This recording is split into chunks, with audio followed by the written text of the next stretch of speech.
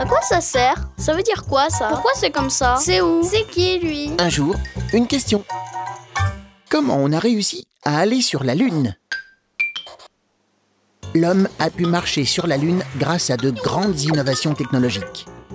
Au XXe siècle, 2 guerres mondiales éclatent et les scientifiques inventent de nouvelles armes capables d'être propulsées. Les missiles. Dans les années 50, des chercheurs spécialisés dans l'espace utilisent cette invention pour construire des sondes, des fusées sans équipage qu'ils enverront sur la Lune. Mais à quoi ça sert d'aller sur la Lune? D'abord à réaliser l'un des plus vieux rêves humains.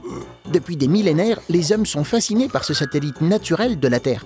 Ensuite, c'est aussi pour certains pays une façon de prouver leur puissance technologique. Dans les années 50 et 60, les États-Unis et la Russie s'opposent. C'est la guerre froide. Les 2 pays se lancent alors dans la course à l'espace. Chacun veut être le premier à atteindre la Lune.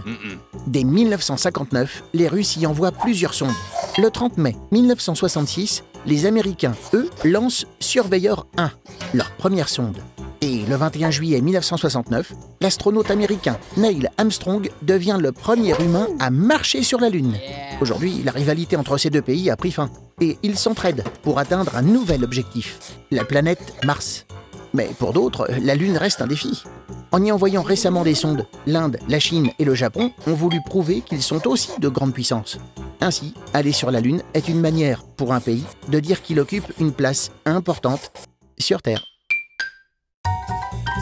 Tu te poses des questions? Nous, on y répond.